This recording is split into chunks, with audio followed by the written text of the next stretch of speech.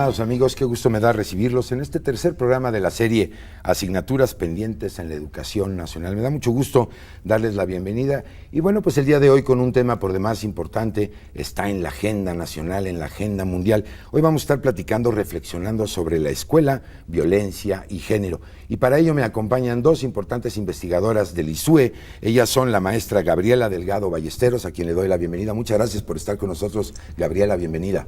No, gracias a ti, Carlos, y a TV UNAM.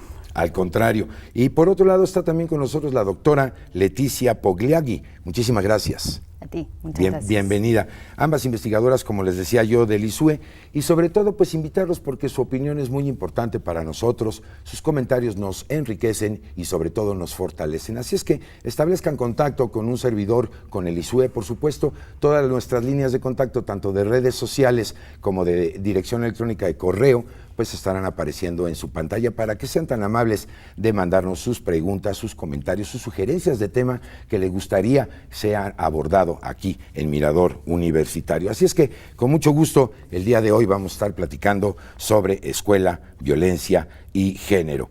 En este programa, como le decía yo al principio hace unos momentos, pues queremos reflexionar sobre este fenómeno que se ha estado presentando no solo en nuestro país, sino también en el ámbito internacional y sobre todo en la educación en general y por supuesto en la escuela en particular. Así es que a mí me gustaría empezar mucho contigo, Gabriela, y para que nuestros amigos de la audiencia, pues vamos a ponernos en contexto.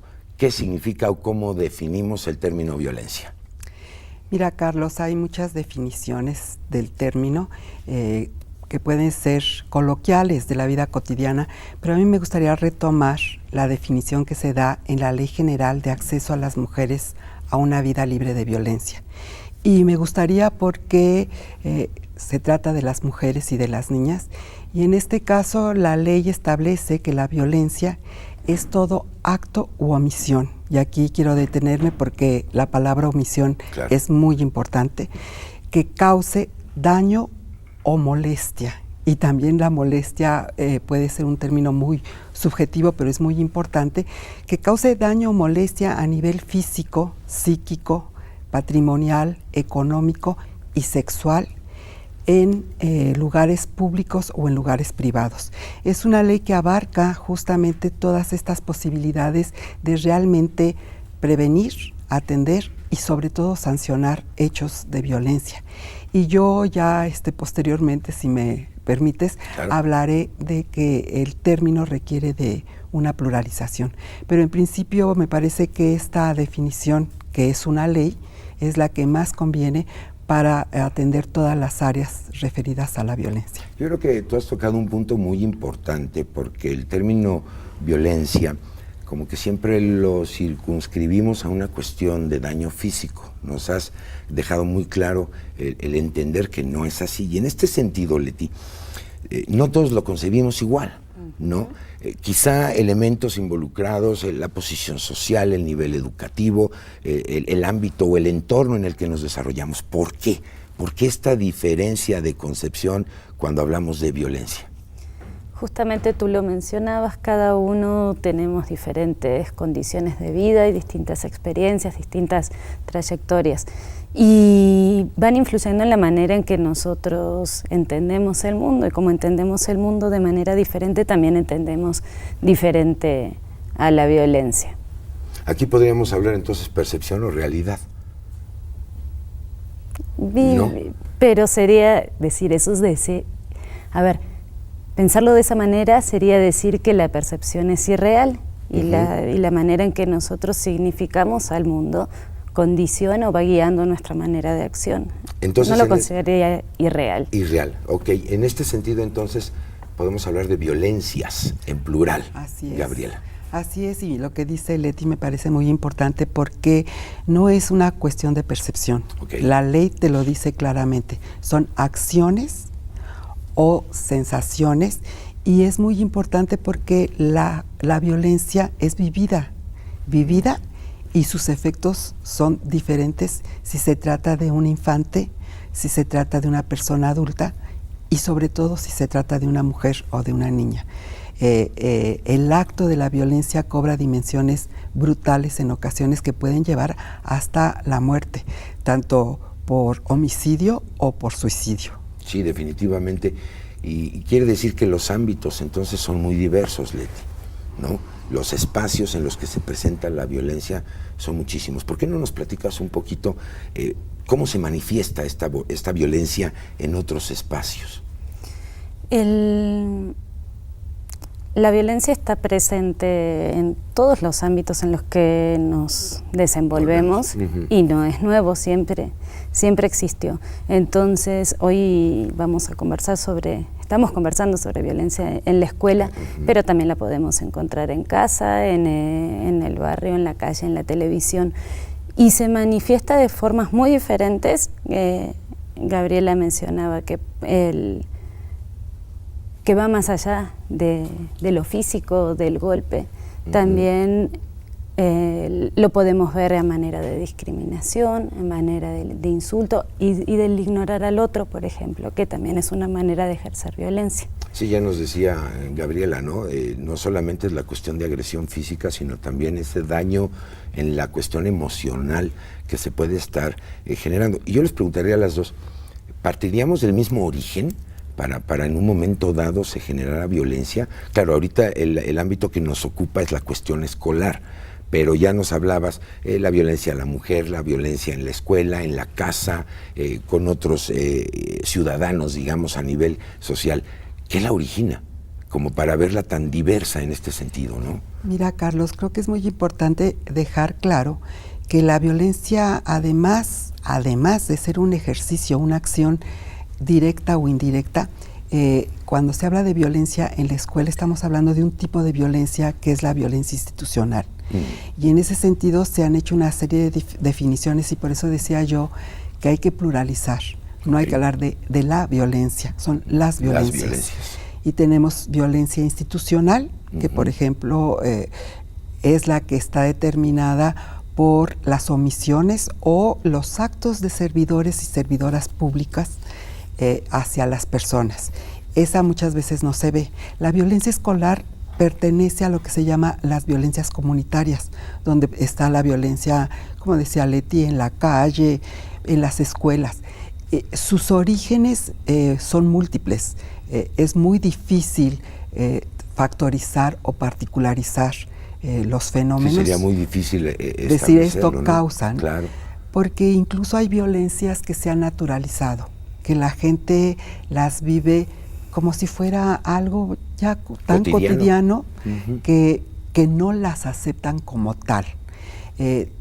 Nos podemos encontrar que muchas veces incluso se dice, yo hago esto y me duele más a mí. Las madres, por ejemplo, dicen, te pego pero me duele más a mí que a ti. Y esto naturaliza la violencia. Claro. Y no se diga entre los jóvenes, o sea, los jóvenes, para la juventud es muy fácil pensar que una acción, un comportamiento es de tan repetido, tantas veces hecho, que lo toman como algo natural, un piropo.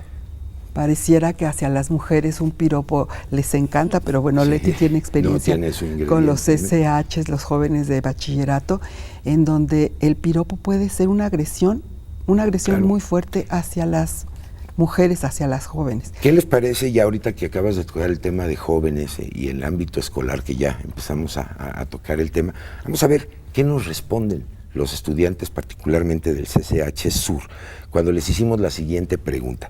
Fíjense, ¿qué es la violencia escolar y cómo la han visto o vivido? Y si les parece bien, al regresar, retomamos el tema y seguimos platicando aquí en Mirador Universitario. Vamos para allá, ya volvemos, no se vaya.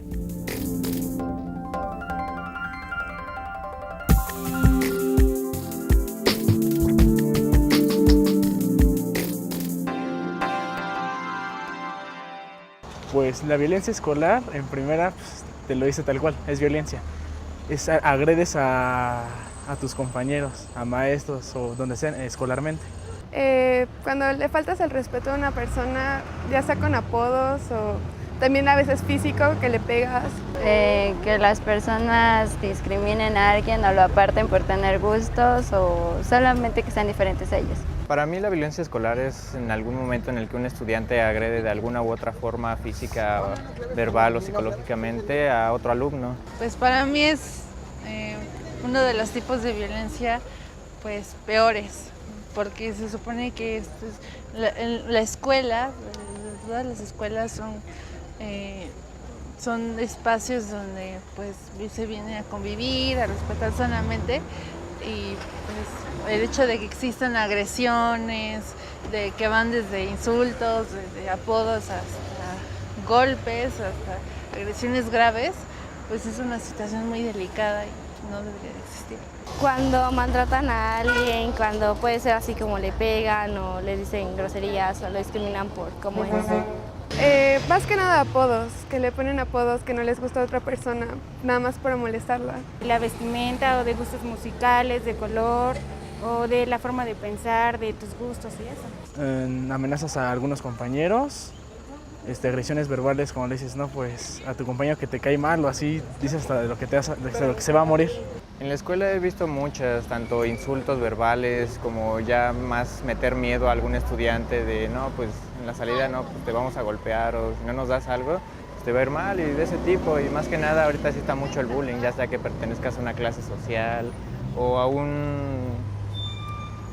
como un club de aquí dentro de la misma escuela, pues incluso hay como que vandalismo, se podría decir, entre ciertos grupos sociales de aquí adentro, por así decirlo, como el de los metaleros con los de Jardín del Arte, que se agreden mucho.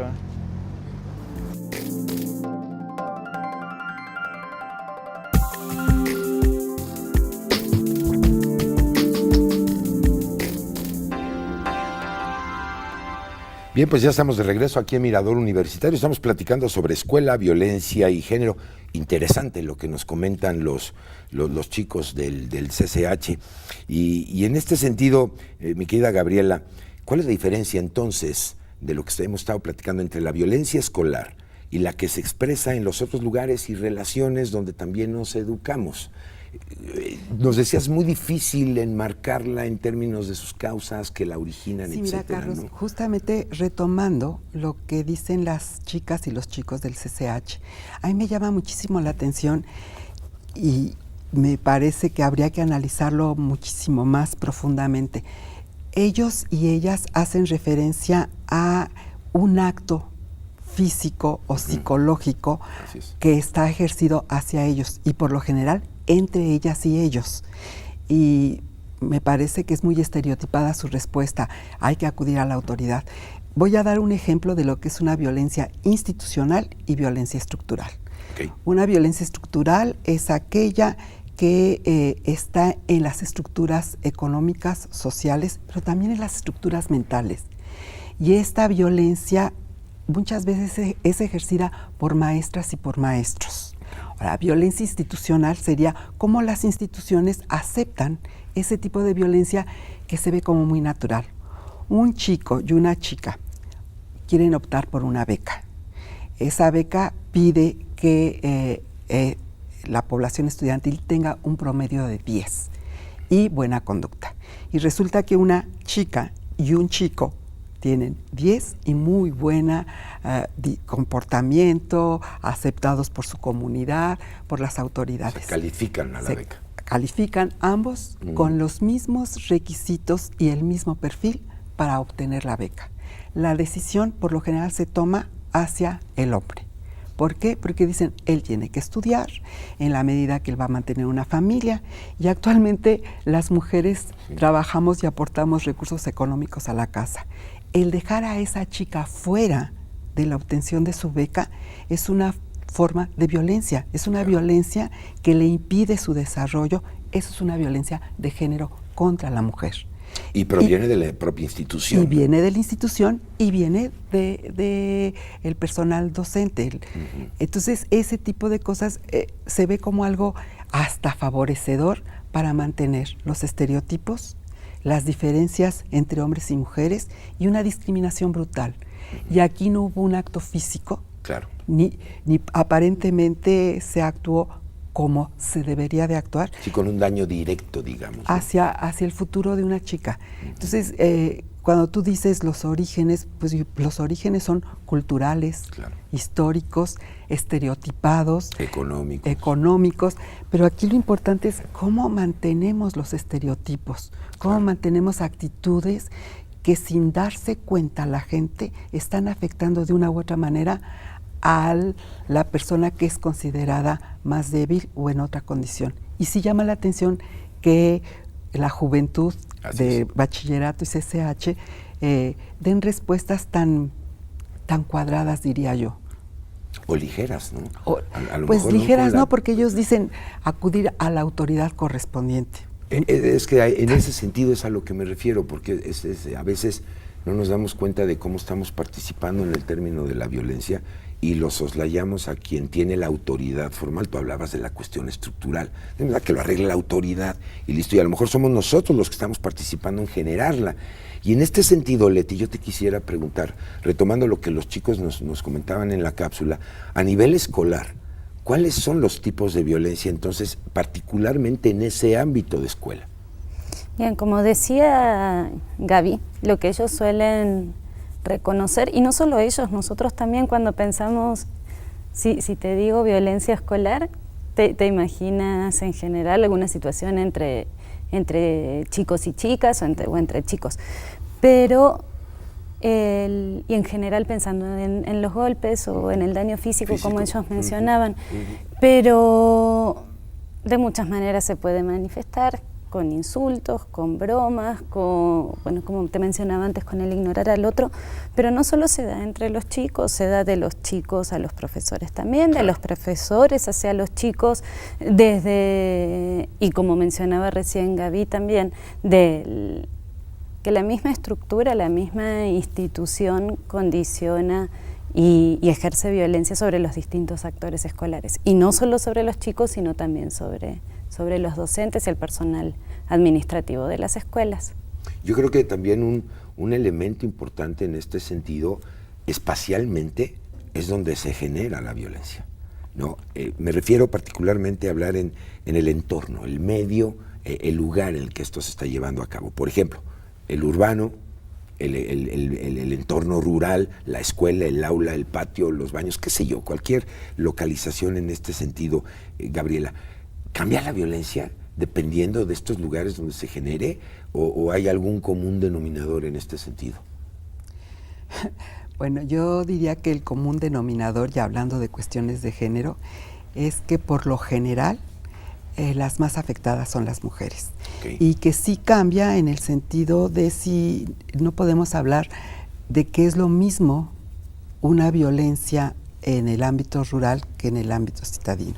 Claro. Desde lo que viene siendo la atención, la prevención, existen más instituciones que permiten que las ciudades tengan la mayor posibilidad de resolver la problemática, de prevenirla o de atenderla. Pero si tú te vas a zonas rurales, efectivamente ni tienes las instituciones. Claro. Y hablando de violencia escolar, sí, pues es ¿qué mayor violencia escolar puede haber que para ir a la escuela en una zona rural las niñas y los niños tengan que recorrer kilómetros a pie y sin zapatos? Claro. Entonces es una violencia brutal, claro, que a cualquiera desmotiva para llegar al aula. A diferencia de que en la ciudad pues tienes los medios de transporte, tienes toda una infraestructura, bibliotecas, cines, teatros, que aumentan tu posibilidad de conocimiento. Claro. Entonces sí hay una diferencia.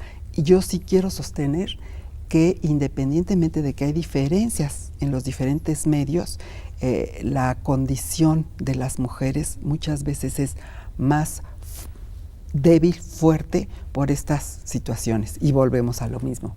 Se prefiere educar a un hombre que a una mujer. Entonces también en el campo nos percatamos de estas diferencias que son discriminaciones. Sí, esto resulta increíble, ¿no? En pleno siglo XXI, donde pues pensaríamos que la equidad de género se está alcanzando, vemos que no es así. Y algo que preocupa particularmente, ya me lo han comentado ustedes, que en la escuela la violencia se da de diferentes maneras. Esto creo que de alguna manera ustedes ya lo han comentado. Pero ahora hablemos del nivel educativo, porque ya no solamente es el lugar físico, estamos hablando, Leti, cómo se da en la primaria, cómo se da en la secundaria, el bachillerato, la licenciatura. Entonces aquí vemos como que el entorno se va complicando. Estamos hablando del género, estamos hablando de la institución, la estructura, el lugar y ahora el nivel académico, digamos, o el nivel de estudios en los que están los chicos. Cambia el nivel de estudios, cambia la edad, el desarrollo de los niños, de los jóvenes, de las niñas y las jóvenes, y cambia también la infraestructura escolar, que también influye en cómo se da, cómo es la dinámica de relaciones entre los estudiantes y las estudiantes, profesores y profesoras. Y en primaria puede ser usual, volviendo a los daños, a los golpes, a la violencia física, que es la que a la que se suele referir, como decíamos antes.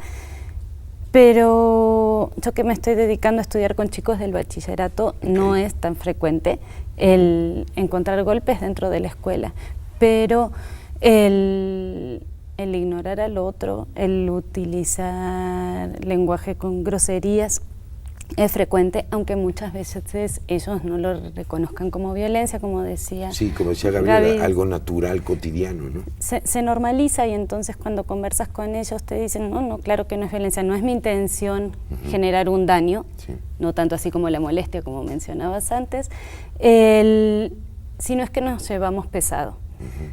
Pero no significa que eso no esté sucediendo y que pueda molestar al otro. Aunque no sea mi intención dañarte, puedo dañarte igual. Y hay algo que muchas veces tampoco le solemos prestar atención por cotidiano, y que ellas sobre todo suelen manifestar que es lo que más daño puede producirles, que es el rumor.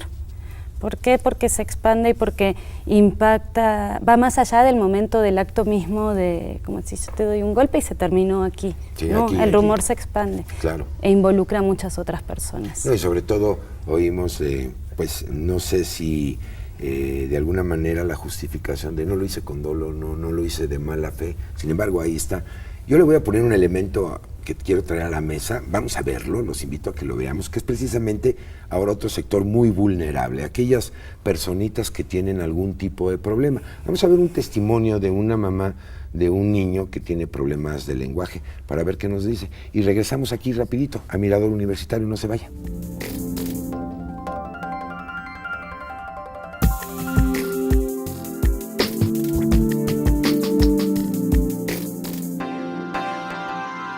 Bueno, soy la señora Silvia Álvarez Pérez, soy mamá de Guillermo Trinidad Álvarez, un niño con problema de lenguaje, de aprendizaje. ¿Qué les puedo contar sobre Guillermo? Es un niño muy travieso, muy inquieto, muy alegre, muy querendón. Con toda la gente quiere hablar, con toda la gente se da a entender. Desde como a los 4 años le detectaron su problema de lenguaje. No podía hablar, no tenía nada de lenguaje, la verdad. Por eso empezaron a darle terapias de lenguaje. Sé que se siente que a un hijo con una discapacidad lo hagan menos, ¿no? Yo como mamá, pero sí es muy esa impotencia que se siente de que, híjole, es que no saben qué tienen nuestros hijos. Y pobrecito, ¿por qué pobrecito? Es lo que yo no me explico la palabra, que la gente diga, pobrecitos, ¿pero por qué? Pobrecitos, esos niños que no tienen qué comer. Pobrecitos que están ahí, que los ve uno en las noticias con guerras y eso. Híjole, qué bueno que mi hijo está aquí, no puede hablar, pero se puede mover, puede correr, puede ser libre, eso sí, pero no le encuentro la palabra. ¿Por qué? Pobrecito. Que haya nacido con un problema, no importa, es mi hijo. ¿Qué les digo? Porque nació así, lo voy a regresar, ¿no? Ya. Hasta ahí.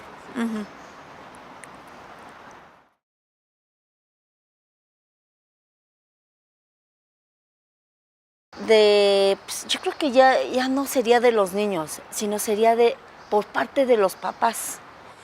Tener más cultura es la palabra, o cómo sería. Y yo creo que hay que tener cuidado con los hijos. tanto en la casa, en las escuelas y en la calle.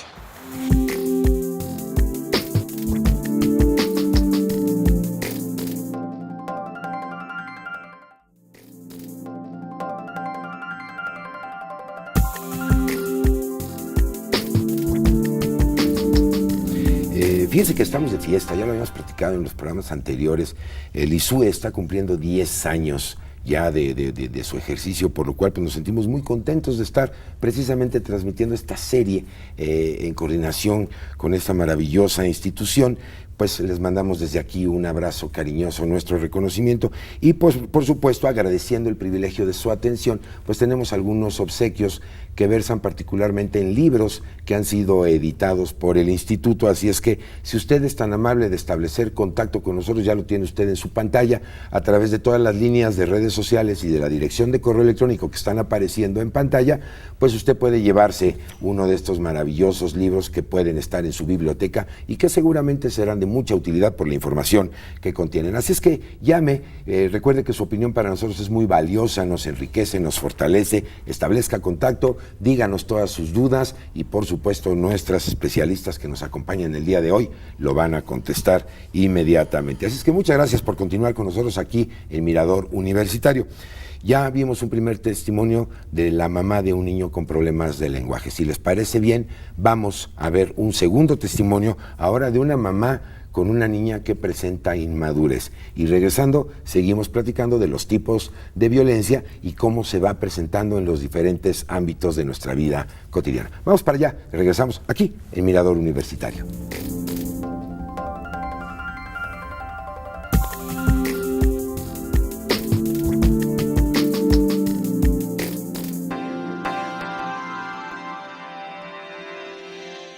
Vale tiene un problema de aprendizaje y se me hizo adecuada tenerla aquí. Anteriormente pues había estado en una escuela normal, pero por problemas de aprendizaje donde no le tuvieron paciencia, no supieron cómo tratarla. Es por eso que Vale vino a este lugar. Supuestamente yo para ayudarla, para estar al pendiente de ella, tuve que meterme a hacer muchas cosas en la escuela, comité variedad de cositas para estar ahí cerca de mi hija. No fue suficiente porque en lo que yo salía de ahí, mi hija era bulliada tanto como por los maestros como compañeros, porque ella no sabía, porque no aprendía, porque no hablaba bien. Mi hija lo presentaba en la manera de callarse, en la manera de alejarse, en la manera de estar sola todo el tiempo. Sé que siempre quería decirme algo, pero nunca lo vi, más bien nunca lo quise ver. Y pues hasta que la maestra empezó a decir que ya faltaba un mes para salir del ciclo escolar y quería que en ese mes ella aprendiera a leer y a escribir ya, porque si no pues la iban a pasar tercer año. Y ella no sabía nada, lo que es nada, ni a leer, ni escribir, ni nada. Hablar, pues hablaba muy poco y pues la maestra quería ya, así, me hizo firmar un papel donde me hiciera responsable, que tenía que echarle ganas con Vale y pues así que exigirle, porque ella decía que era exigirle porque yo la tenía muy mimada, muy chiqueada, y por eso es que ella no aprendía, no por el problema que ella presentara, sino porque era parte de mi responsabilidad. No exigirle. Entonces es por lo mismo que también yo decidí no darme por vencida y buscar un lugar donde ella estuviera mejor, donde alguien le tuviera paciencia, donde alguien le enseñara, donde alguien tuviera esa vocación de enseñarle lo que tenía que enseñar, lo que tenía ella también y lo que tenía que aprender, y que se sintiera segura del lugar donde ella iba a estar. Y es por lo mismo que seguimos aquí.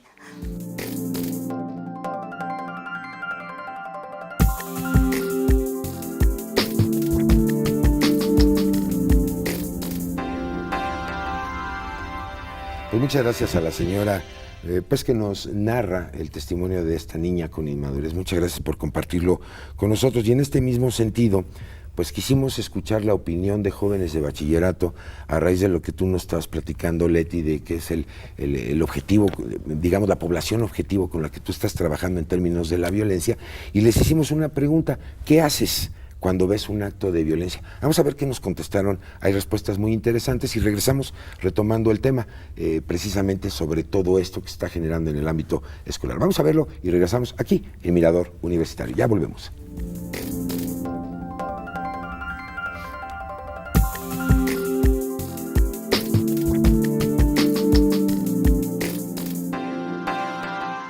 Pues la mayoría de veces pues uno no quiere buscar problemas y es tratar de alejarse, pero pues también hay veces que puedes ayudar y puedes hacer que cambien las cosas, que no se produzca eso, la violencia. No sé, trato de hablar como con la persona que está discriminada o así, para que lo denuncie o haga algo. Pues trato de manejarlo correctamente y de informarle a las autoridades correspondientes, como por ejemplo los maestros o incluso ya si es más grave, pues el director.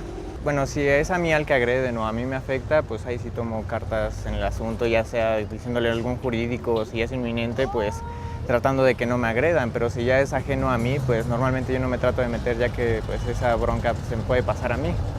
Por ejemplo, tengo un compañero chiquito y es así como vas y le dices a los demás que se vayan, y también como eres mujer, se van. ¿Y ya?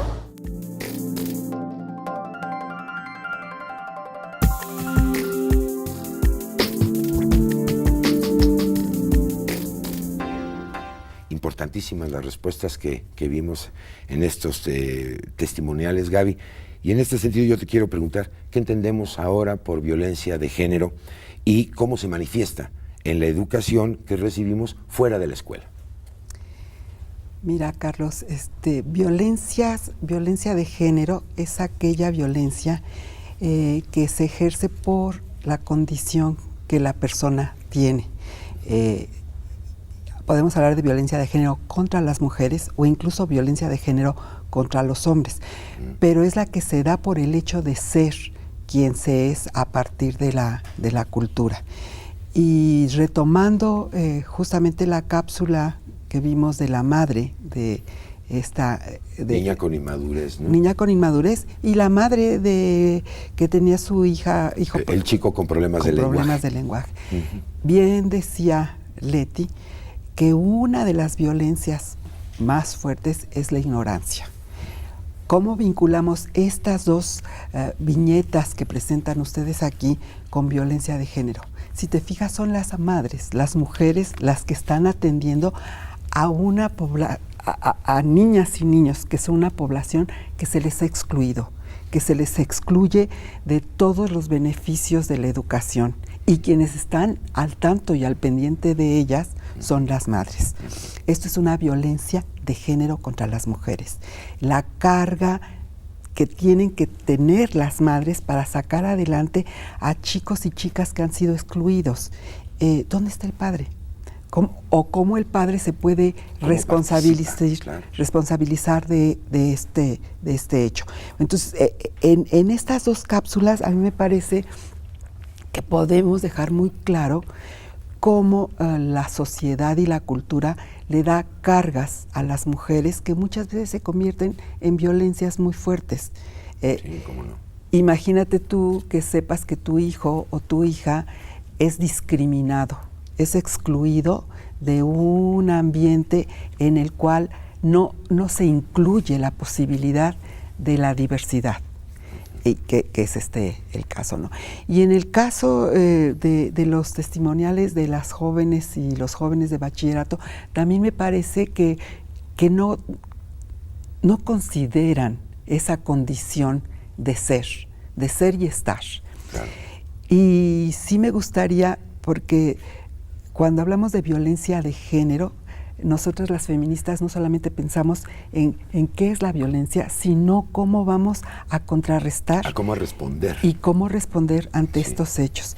Entonces no solamente hay que hablar de lo que es la prevención y la atención, claro, sino también de qué hacen, porque una de las cosas más importantes en las leyes es la no repetición de los hechos. Claro. O sea, ¿qué vamos a hacer para que la violencia no se reproduzca, que la violencia no se repita, claro, que la violencia se erradique. Se desaparezca, sí, claro. Que yo creo que eso es como una utopía, ¿no? Sí. Pero cuando menos sí poder ir previendo qué hechos están determinando que la gente sufra cuando podría estar en condiciones de bienestar mayor.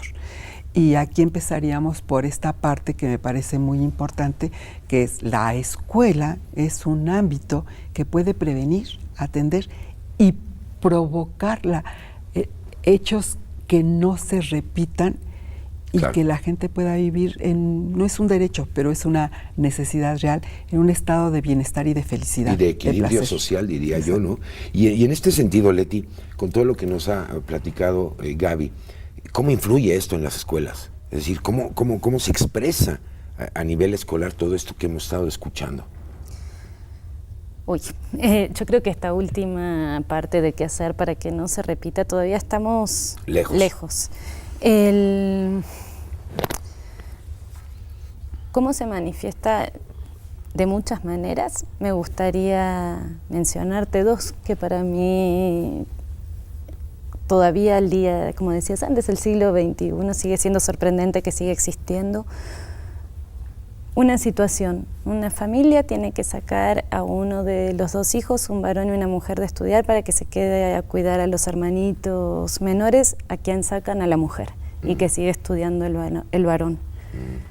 Dentro de la escuela, en el bachillerato, cuando viene el momento de elegir la carrera de orientación vocacional, claro, y a lo largo de toda la trayectoria educativa, no digo que todos, pero sí buena parte de los profesores, de los compañeros y de los padres siguen estimulando o influyendo en la elección de la carrera según los roles de género. Se piensa a los varones a las carreras de ciencias, de ingenierías, y las mujeres hacia humanidades o sociales. Rudas, digamos, ¿no? Y entonces, no quiere decir que las mujeres no nos hayamos metido también en esos espacios, pero también hay que generar otras destrezas desde nosotras cuando queremos entrar en esos lugares de resistencia, de defensa, porque no estarían preparados para nosotras. Sí, sin duda. Ahora, hay cambios muy importantes, ¿no? La medicina veterinaria y zootecnia es un ejemplo.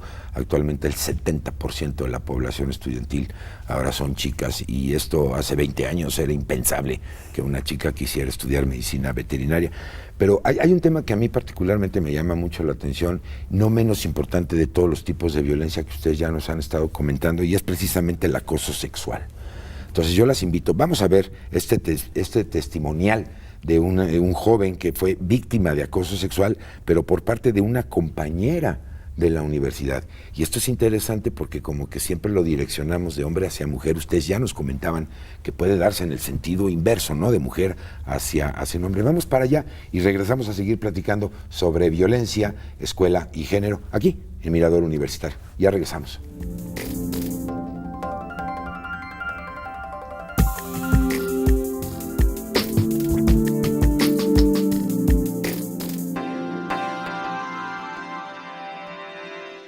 El tipo de violencia que sufrí en mi carrera universitaria fue el tiempo que estuve estudiando en economía, y una compañera fue la que me acosaba de forma sistemática durante varios semestres. Pues esta compañera, al ingresar al primer semestre, obviamente los grupos son armados, y yo noté que ella no le hablaba a nadie, era una persona muy aislada del resto del grupo cuando ya habíamos diferentes grupos formados. Un par de veces yo la saludaba para preguntarle cómo estaba o cosas usuales, ¿no?, que se pueden preguntar a estudiantes, desde materias hasta un simple saludo. Con el paso de los semestres, ella me empezó a seguir a mis salones, a pesar de que ya no teníamos clases en común. Dices, bueno, eso me parece bastante gracioso. Después me mandaba ya correos personales como diciéndome que por qué no le hacía caso, que por qué no le hablaba, y así fue como empezó ello. Cuando ya me molestó fue cuando empecé a escuchar que eran, escuchaba respiraciones y escuchaba como si alguien se masturbara.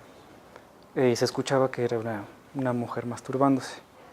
Eso fue lo que ya me había cansado, y fue cuando decidí acudir a las autoridades de la facultad y no recuerdo qué autoridad fue con la que acudí, no prestaba atención al tipo de jerarquías y le había planteado en esta situación. Y de igual modo le comenté a esta autoridad que podríamos canalizar a la chava, decirle que también ella tiene un problema de adicciones severos, ella llegaba muy drogada a la facultad o también a veces muy ebria, y realmente profesores también la vieron y nunca hicieron nada. Se le ofrecí también esta ayuda para ella, yo no la veía nada más como un acoso, sino también que la veía como un problema de persona con salud mental, y también decidí ofrecerle esta ayuda a la autoridad para que se le canalizara, de lo cual él no hizo ningún tipo de caso. Nada más me dijo, bueno, pues ya dejaste aquí un antecedente verbal, no se hizo ninguna especie como de, pues de que un tipo de acta o un tipo de denuncia respecto a esta situación. Es muy necesario que se visibilice el acoso escolar hacia las mujeres porque es algo que existe y es algo que debe ser castigado, pero tampoco se está visibilizando el hecho cuando ocurre al revés. Cuando yo se lo presenté a esta autoridad, sentí esa actitud sarcástica de pues aprovecha la oportunidad de que te están acosando.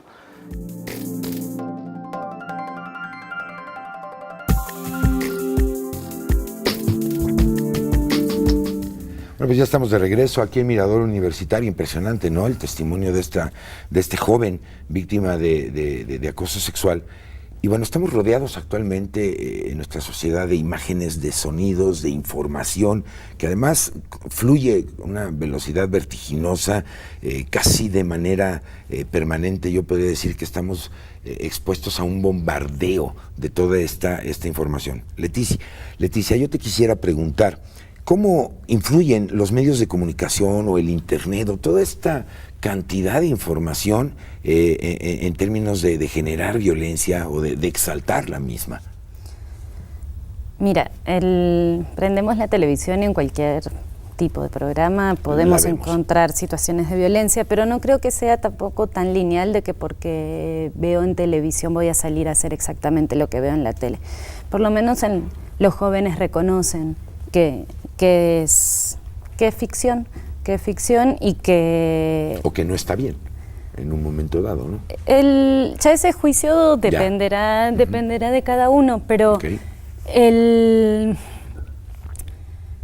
pero sí los medios difunden situaciones de violencia y tampoco lo veo como algo extraño si como mencionábamos antes, forma parte de nuestra vida cotidiana. O sea, ¿tú no consideras que los medios de comunicación o toda esta información se convirtieran en un generador de violencia?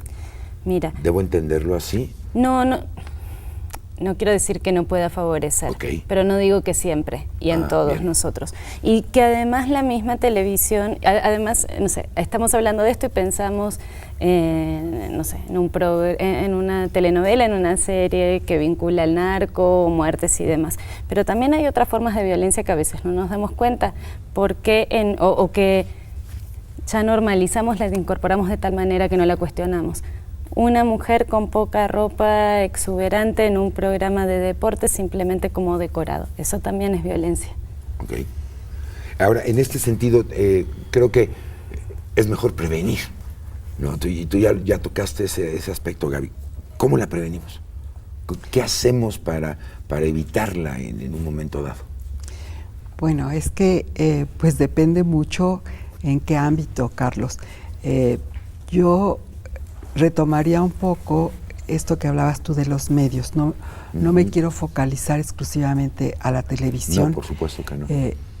Pero lo que es el Internet, lo que es el Facebook, lo que es algo que ya habíamos platicado antes.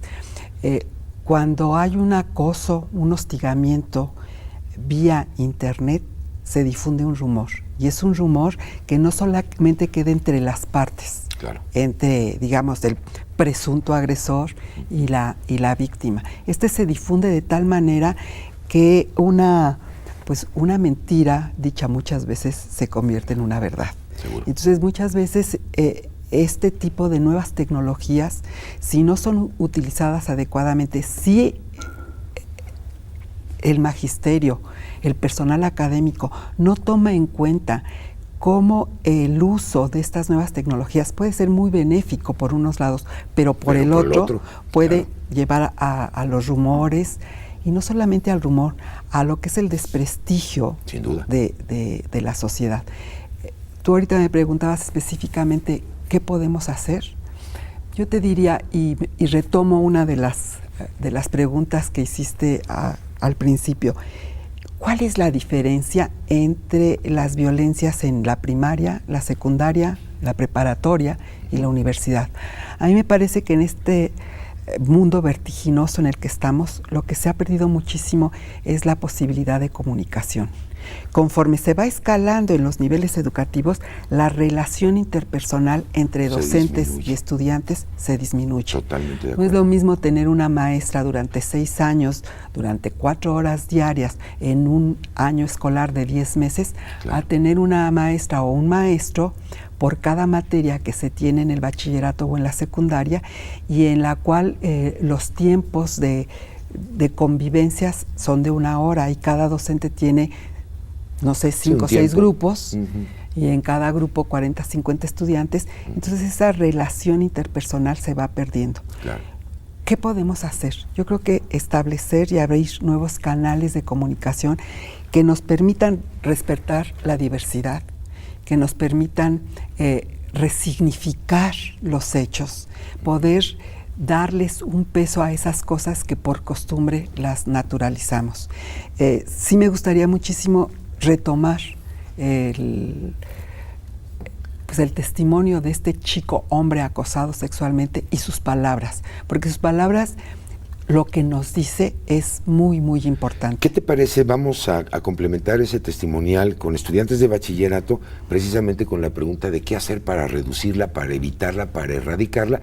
Lo complementamos con el testimonial del chico. Perfecto. Y al regreso lo comentamos, perfecto, lo compartimos con nuestro público. Vamos para allá, ya volvemos aquí a Mirador Universitario, no se vaya.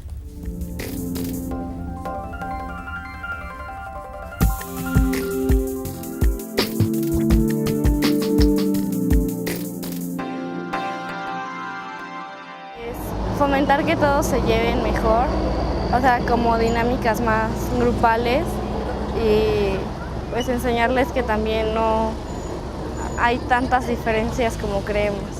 La seguridad, que se empleen las reglas y cumplir las reglas, seguir las normas que se deben de hacer para estar en un ambiente bueno y que no haya problemas. Principalmente yo creo que viene de casa, entonces creo que viene del respeto que te inculcan los papás hacia las otras personas, pero yo creo que los maestros también al hablar con nosotros nos inculcan un poco de respeto hacia los demás, y creo que eso es lo importante. Impartir respeto hacia los demás, como yo te respeto, tú me respetas, ¿no? De cierta manera equitativamente, o sea, si tú me dices algo, pues, y si estás enojado, pues de cierta manera como lo entiendo y me aparto, pero si no estás enojado y me empiezas a decir de cosas, pues mejor me alejo y te denuncio, ¿no? O sea, porque no está padre que hagan esas cosas, o sea, nada más porque sí y te molestan. Pues lo más común decir dialogar, pero algunas veces no es lo correcto dialogar, algunas personas no entienden, así que pues hay varias opciones, pero pues, dialogar a veces es la más viable o no, depende con qué gente se esté tratando. ¿Cuál es la no viable? La no viable, pues a los trancazos.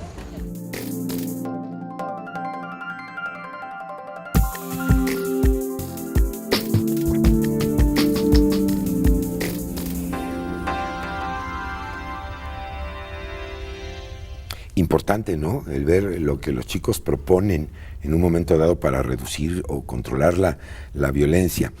Y con base en lo dicho por los entrevistados, Gaby, ¿qué debemos hacer ahora cuando somos víctimas de violencia? Tú comentabas algo que a mí me dejó muy pensativo, recurrir a la autoridad. Pero ¿qué debemos hacer cuando somos víctimas en este sentido?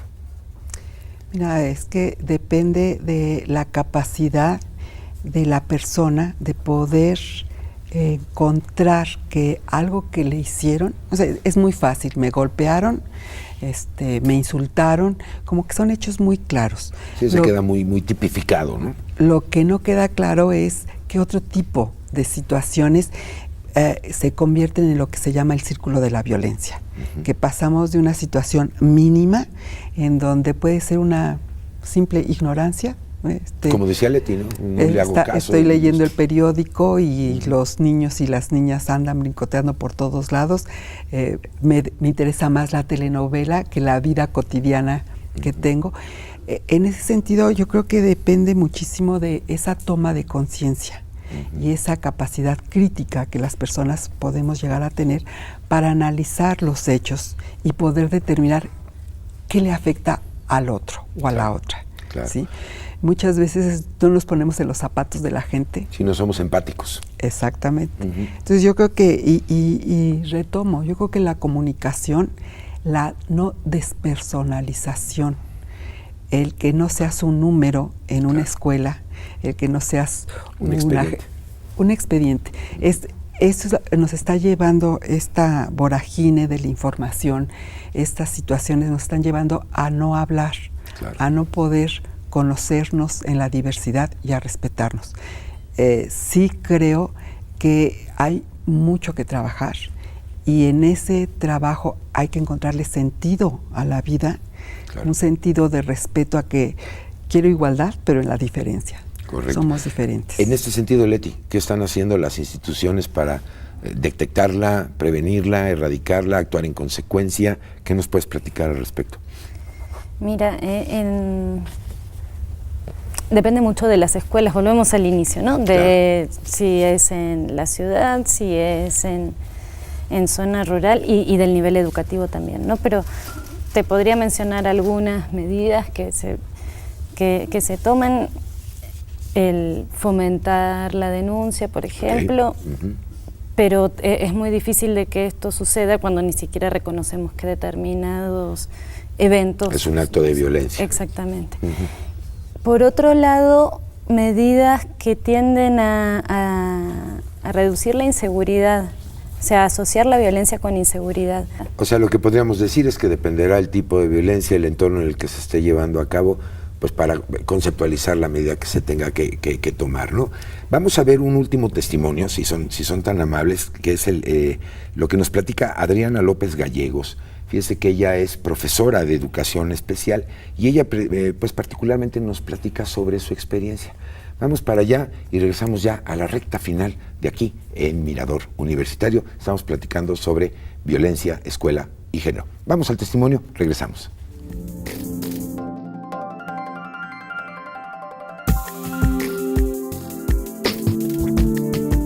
Muchos de los niños que aquí vienen con nosotros buscando, bueno, no los niños, los papás, buscando orientación, son niños que han ido a escuelas regulares, a lo mejor por 2, 3 años, y que los maestros no logran identificar qué es lo que tienen, y han sido niños que son aislados, que los tienen en una silla, con otro tipo de libros que no tienen nada que ver con los libros que están trabajando en ese momento, niños con una baja autoestima, con mucha inseguridad, porque sus mismos compañeros de salón de clases no saben por qué es tan inquieto, no saben por qué no habla, no saben por qué de pronto pega. Y el adulto que está a cargo de ese grupo no informa. En cuestión de las niñas, yo he observado que las tienden a aislar. Entonces acaban siendo niñas muy sumisas, con muy baja autoestima, muy calladas, introvertidas. En cambio, los niños es un ambiente mucho más pesado. Ahí sí los niños llegan a recurrir a golpes, a cuestiones verbales, ¿no? Insultos. Siento que los niños puede ser más impactante, porque es algo que a lo mejor sí puedes ver, y a las niñas las ves más tranquilas. Sí creo que hay diferencia, pero al final de cuentas para mí es lo mismo. Acaba siendo discriminación y acaba siendo violencia. Haya no insultos verbales o no, pero también la segregación es un tipo de violencia para mí. La integración de los niños con necesidades educativas especiales en las escuelas es difícil, es muy difícil porque no hay adecuaciones.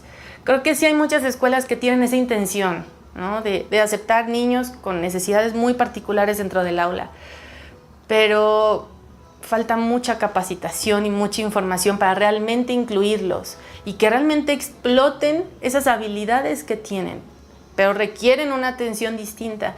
Creo que todavía no estamos listos como para incluir a los niños dentro de un ritmo regular por todas esas necesidades que tienen.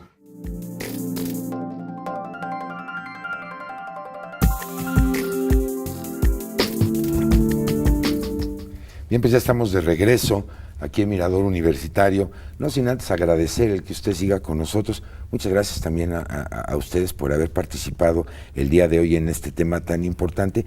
Y me gustaría, antes de despedirnos, porque el tiempo es inexorable en la televisión, podríamos quedarnos mucho más tiempo platicando de este tema tan importante. Yo quisiera, Gaby, que me dieras tus conclusiones, pero que particularmente las enfocaras en este sentido de cómo le podemos hacer para que la escuela sea un espacio de educación incluyente. Me ha llamado poderosamente la atención toda esta segregación que no necesariamente es violencia física, como ya bien ustedes lo definieron. ¿Cómo le hacemos para que esta escuela realmente sea de inclusión y no de exclusión? No sin antes agradecerte tu presencia aquí en Mirador Universitario. Pues, nuevamente, gracias a ustedes.